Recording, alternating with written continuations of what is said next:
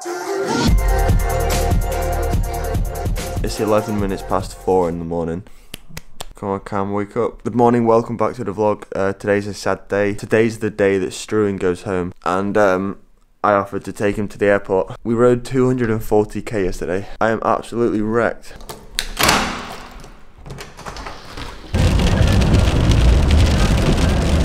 Struan, the time has come. The time has come for me to say goodbye just as the rain's coming. I mean, it's not a bad day to go home though, is it? I know, it's absolutely p***ing it down. You too? Alright, I'm back at Calpe, back at the villa. It's like 6:30 still in the morning. I'm going back to bed. It's about 2 hours later from the last time I picked up the camera.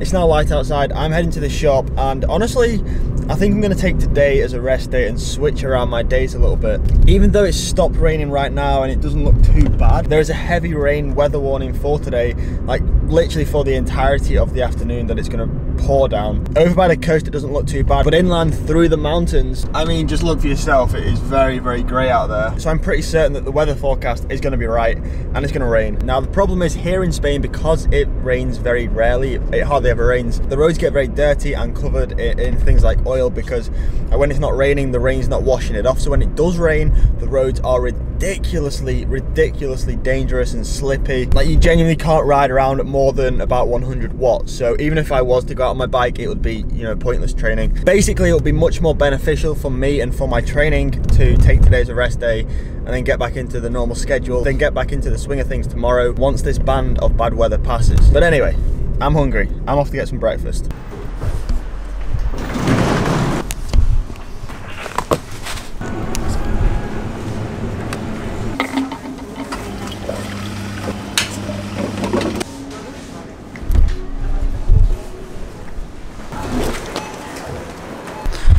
Oh yeah, just in case you hadn't noticed, I've just bought myself this brand new lens. It can zoom in alright, too much. It can zoom in really far. From the roof of this shopping centre we can see various team buses. We got CCC, Vinny Fantini, the Barren Merida, Sunweb. And these are all teams that are either there for their training camp or they're here in Spain getting ready for the Tour of Valencia, which kicks off like in 2 days time. Drop a like on this video if you want me to go and film some vlogs from the Tour of Valencia. I mean, I'm probably going to do it anyway, but a like on the video is nice. Over the past few years, I've been lucky enough to have the opportunity to ride in, like, arguably some of the best places to ride a bike in Europe. Granted, I've not been to France riding, you know, in the Pyrenees and the Alps, but the 4 main places that I have been is here in Calpe, also Girona, Majorca, and finally the Canary Islands in Lanzarote. And I know a lot of you viewers are often asking, where should you go on a training camp, where should you go on a cycling holiday, and I want to give my critical analysis of all 4 places and ultimately give my decision as to where I think you should go. So first off, in terms of like quality of road, like road surface quality, the best is probably Majorca. However, as a contrary on the downside, Majorca really does lack variance. I'd say if you're going for anything, if you're going for like a week, if you want to go away on a cycling holiday for a week, then I would highly recommend you go to Majorca. There's plenty of roads to do in a week, and you're never going to ride on the same road. But anything more than that, you start to sort of you start to go up the same climbs, you start to go on the same roads. There's only so many climbs you can do in Majorca before you start ending up on the same climbs again. Now Lanzarote didn't really do it for me. I went October time a couple of years ago. It was still pretty warm. Like the one benefit that you have from going to the Canary Islands is that like you're almost guaranteed the weather all year round.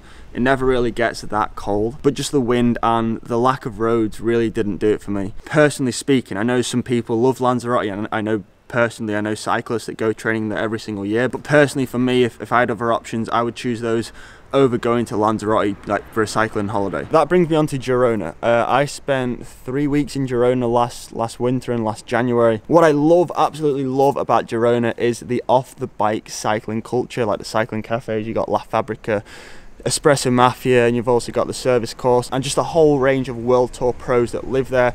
clearly makes it a good cycling destination to go on holiday. So I would say if you're more into your cycling culture, a little bit of cycling heritage, going to the old town in Girona and checking out all the little cafes really has to be a destination on every cyclist's bucket list. I'm actually quite upset that I'm not going back to Girona this year to see people that I know there and just to hang out with the cyclists and go and drink coffee in La Fabrica. La Fabrica, for those of you that don't know, is a cycling cafe owned and ran by ex-pro cyclist Christian Meyer off Orica Green Edge, now obviously Mitchell and Scott. The one downside to going to Girona during the winter is the temperature. Now the rainfall is ridiculously low. It hardly ever rains in Girona, like as a trend, but the temperature often gets very, very cold. I remember days last year I was cycling in below 0 degrees up in the mountains. So my opinion of Girona would be that I would recommend going at maybe, you know, March, April time of the year when it's slightly warmer and also slightly more populated as all of the pros return from their home countries back to Girona ready to kick off the season. And then finally,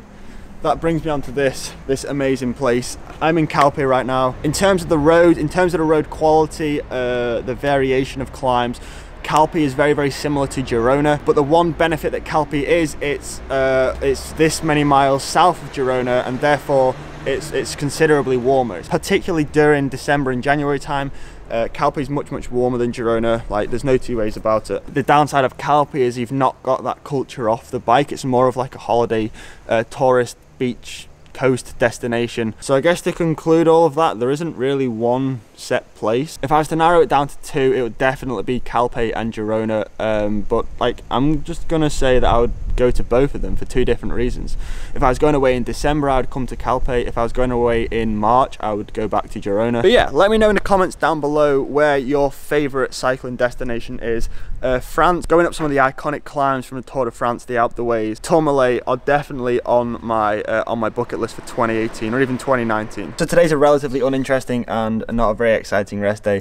So I'm going to end today's video here, guys. Thanks for watching. I hope you enjoyed. If you did, please drop a thumbs up. And as always, I'll see you tomorrow at 5. Close eyes for a minute, hoping for a miracle, hoping for a miracle. Is this just a summer storm?